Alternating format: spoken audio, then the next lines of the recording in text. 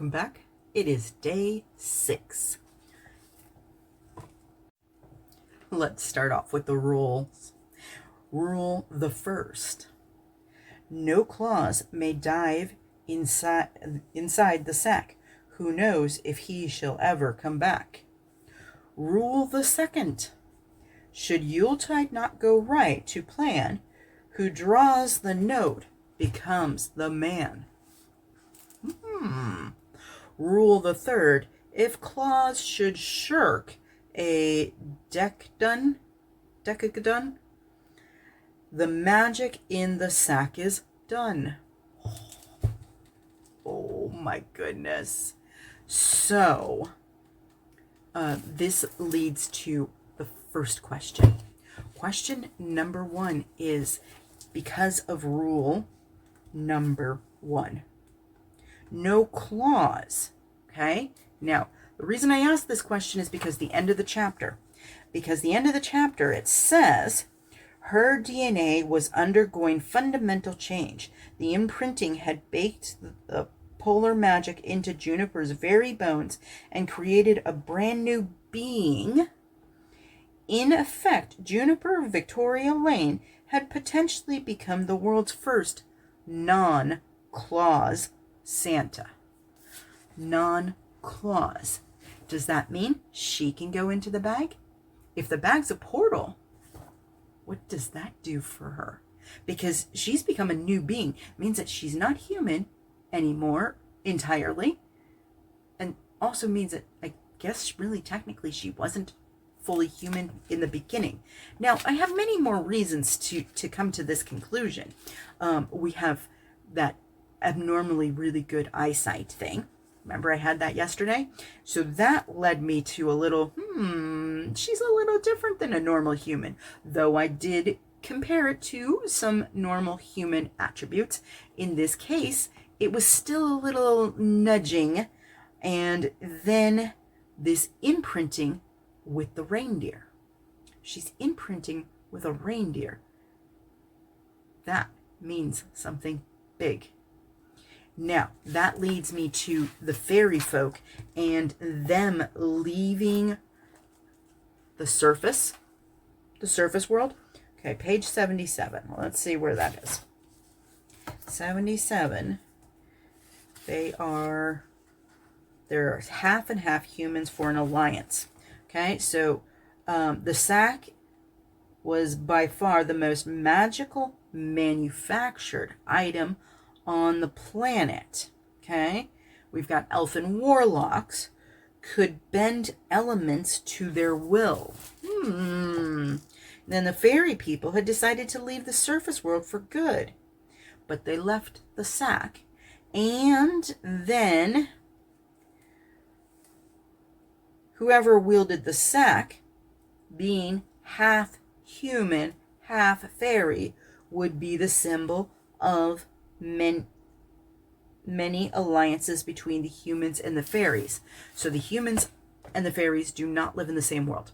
Now, I always thought fairies were in another dimension. I didn't think they were in our dimension, but I thought that we shared the same world.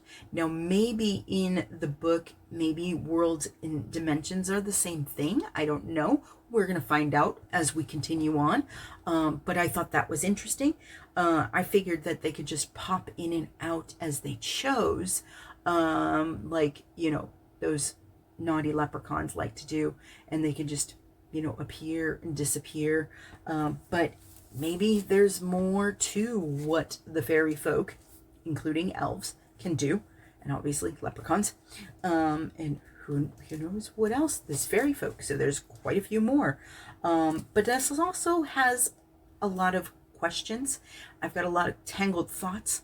I think I might need Santa, Nico's vine rope to, kind of pull these things apart, since they seem to be able to move things and levitate things. Though I do like Juniper's thing about maybe that's how we were inspired to hang lights, because the lights were they used to always only be on green, and I thought that green was just so that it would blend in with the trees. When you wrap the lights onto the tree, that it just blends in. But maybe maybe there's something more to it. Now, these days, the light strings come in different colors. But when I was a kid, it was always green. Okay, now we have more to talk about here.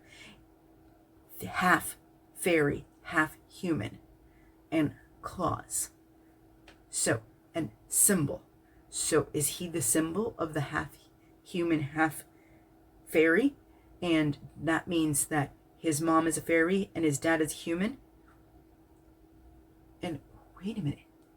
Did they have children? They didn't say anything about him and his wife having children.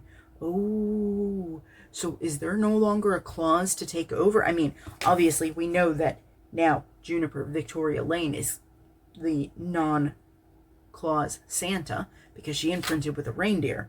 But now she's got to get an envelope out of that sack. But we don't know where the sack officially is. We know he has it. And we also know that Nico has done some kind of magical veiling of things. But it does leave trace elements because the poor reindeer is out there sneezing because it feels and smells the magic.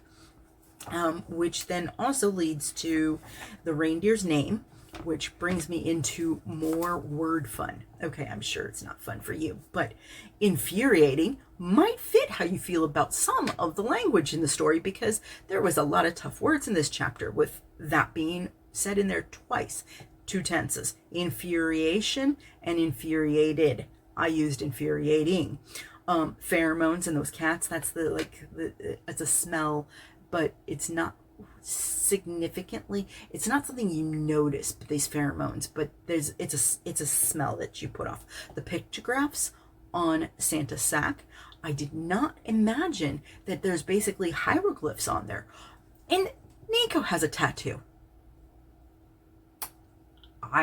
What? Nico has a tattoo. Be the change. I do like the quote. I will put that on the advent calendar. So you can see where that came from. So there's, what else was shocking about Nico? Besides the fact that she really gave him a gut punch. Oh, yes, that gut punch. Let's jump into that. Mom went missing, and I thought Nico, the great, super, big-time angel of Cedar Park, might be able to find her. And then I thought, wow, he's actually Santa Claus. He'll definitely be able to help. But, no, wait, help, even if he's on a break. But now I know the truth. The truth is that you hate children. And he kind of technically does. He's been burnt out. He's cooked. He's done. He's overcooked. Because he says later, page 90, at least she wasn't one of those obnoxious children who had driven him out of the family business. So again, we have that confirmation that the Clauses have been doing this for generations. So let's see. There's the shirked, like you just, it's the kind of not doing stuff. Nappies. Oh my goodness. That's like the lorries from yesterday. Nappies are diapers. I know in Russia they call them Pampers because they called it after the brand name that came. Like they did that with Xerox too. So they don't say copy, they want a Xerox. So they do Pampers no matter the brand. And then the UK and some of the other countries do nappies, and in America we just call them diapers. That one was crazy. Now there's some the reindeer's name. It has the umlas, that's the 2 dots over the letter. My last name also has umlas on it. It's not something we can type on an English computer, but it's there, and it's a pronunciation notifier, so it tells you how to pronounce it. I will look up how to pronounce it correctly because I think it's Scara, but I'm not 100% on that. Questions: why did she imprint? And can a non-Claus person go in that sack? That's it. See you later, secret agents.